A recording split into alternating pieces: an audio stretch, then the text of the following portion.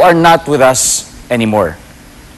To Direct Chris Adalia, one of our resident acting experts, and to Douglas Quijano, a member of the Starstruck Council, maraming salamat for your invaluable contribution to the program. And to Starstruck Season 3's ultimate soul survivor, Marky Cielo, Bok, we will always miss your moments in the show. This season is for you. Ilang araw hindi makabangon o kay layo-layo mo na umaasa pa rin.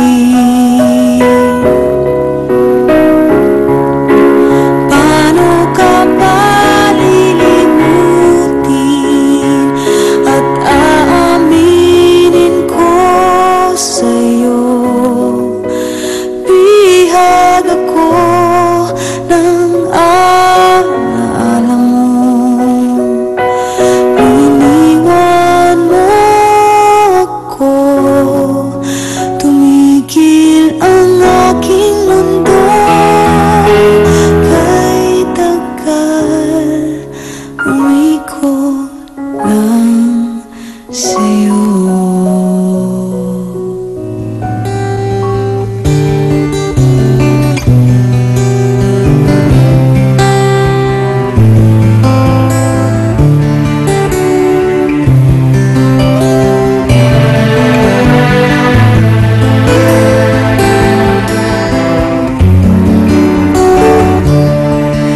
Ang pagmamahal at panahon alay pa rin.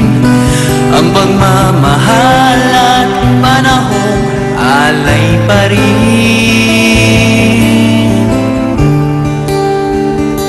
Ang dami kong natutunan dito sa Starstruck. Nagkaroon ng mas maliwanag na daan ang buhay ko.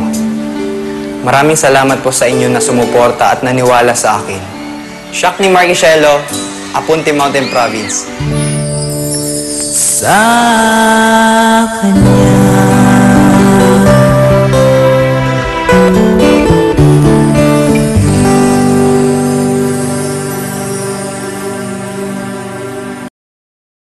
Kanya-kanya na ulit yan. Pantay-pantay na ulit sila.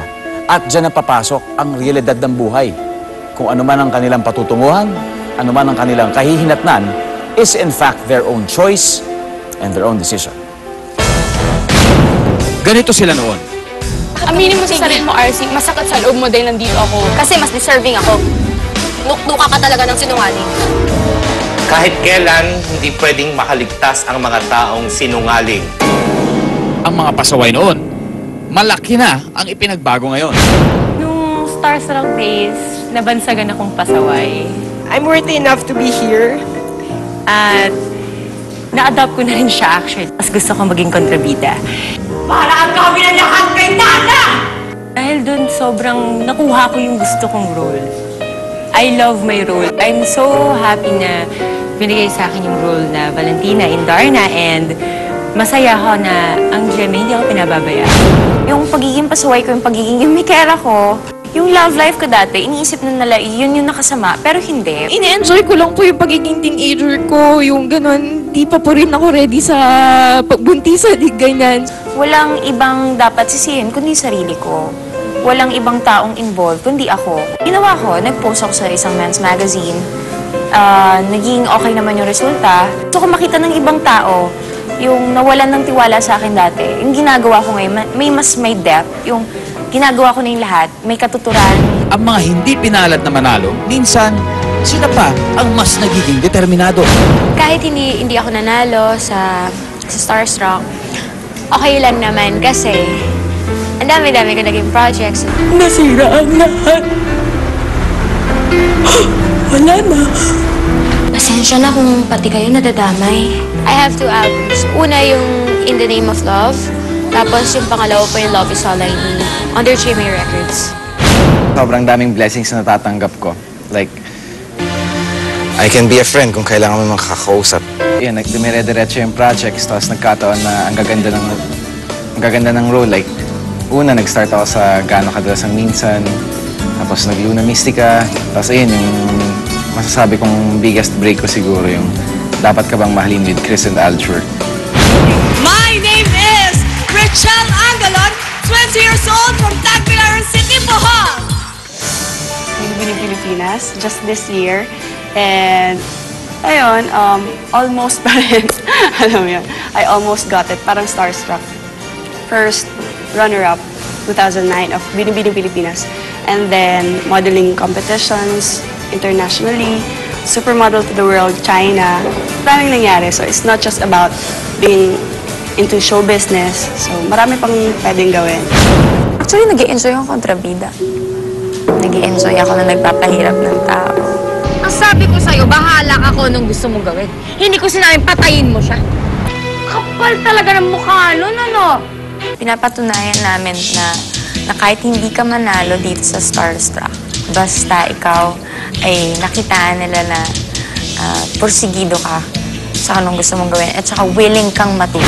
Dito sa showbiz, panahon lang yan daw. It's all about being patient. You wait for your time to shine. Naghintay ako siguro, may 2 years din yun. Victoria, maliwanag? Hindi ko expect na makikilala ako doon as comedian. Hindi ko rin in-expect na mag-host ako sa Pinoy Records kasama ko si Chris Yu. Masarap sa feeling, worth yung paghintay. When opportunity comes, desisyon mo na kung susunggaban mo ito o pakakawalan mo pa. Start ako lapit talaga sa puso ko kasi doon ako nabigyan ng break. After Yaya, Michael V. Muling magpapabongga. Feeling ko, doon talaga ako bagay sa comedy. Nakakatatlo na ako na prime time. Lagi akong best friend. Masaya, walang support. Malaki kasi yung role ng support eh. Supporting role kasi yan. Mayroong award para sa supporting role. Kaya ako masaya na doon. Start yun, yung sa commercial ni Pacquiao. Tapos yun na, hanggang tinry ko lang na gawin. Tapos natawa naman sila lahat. Binigyan ako ng Star Talk, Stock Attack yun. As Pacboy. So, si Pacboy nagdala kay John Manuel sa Star Talk. Nanalo ako as Ultimate Hunk. Tapos, meron pa nangyari na sa akin na-i-pair si Chris Bernal. Nabigyan kami ng first lead role sa isang show. Yun nga yung Dapat Ka Bang Mahalin. Talagang hindi namin akalain, hindi ko akalain na talagang kakagatin ng tao. Nagustuhan yung love team namin. Sunod-sunod yung mga blessings na dumating na nga itong bench. Itong endorsement po namin na bench. Kasi nagtayo na po sila ng mga billboards sa EDSA, sa Balintawa. Bigyan naman kami ng launching movie. Siyempre, tuwang-tuwa kami. Minsan may kapalit din ang tinatamasang kasikatan. Desisyon mo na kung magpapadala ka dito o kakayanin mo itong lampasan. Kahit pa paano nakakatulong po ako sa kanila, 'di ba? Syempre hindi naman po lahat ng like yung nangyari sa akin, hindi naman lahat ng tao kayang harapin, 'di ba? Araw-araw biktima po ako habang pinapanood ang nasabing video. May ibang tao dyan na magtatago na lang, aalis, magpapakamatay, o diba? Pero hindi natin dapat tapusin yung buhay natin sa mga ganong bagay. Kailangan natin tumayo kung nadapa tayo. Aminado ako na naging mapusok ako. Nagdesisyon ako ng basta-basta hanggang lumapit ako kay God. And sa paglapit ko sa Kanya, marami akong na-realize. Ngayon, naging Christian ako and masaya ako sa buhay ko ngayon. Ano man ang kanilang pinagdaanan, saan man sila mapadpad, natatatak na sa kanila na dito sa Starstruck sila nagsimula. Sa ngayon, hindi ako pasaway. Siyempre, mas focus ako sa trabaho ko ngayon at sa kung anumang path ang kinukuha ko ngayon. Kailangan talaga ng patience. Patience sa virtue. English. Na ito yung dapat na ginawa niya noon. Ito, ginagawa niya na ngayon. Yung totoong laban, wala sa Starstruck, mas pagkatapos ng Starstruck. Siyempre, hindi ko makakalimutan yung Starstruck kasi siya yung gumawa ng buhay ko. This season, may mga bagong buhay na naman tayong susundan at mga kilos ng mamatyagan. This is youth reality. This is Starstruck. Sa pagpasok ng pinakabagong season ng Starstruck, we are also introducing Factor 5. 5 malalaking twists na babago sa takbo ng kompetisyon. These are predetermined rules na isa-isa naming i-reveal sa bagong set ng survivors. At sa inyong lahat, in the next 15 weeks. So let me give you a sneak peek at Factor 5 ngayong gabi.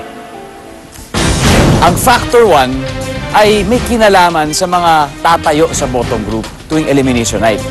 It is one twist na siguradong pipihit sa magiging desisyon nyo at ng Starstruck Council. More of Factor 5 at ang pinakamalaking mga pagbabago na dapat nyong abangan sa pagbabalik ng Starstruck 5. Dream, Believe, Survive, The Strike Back.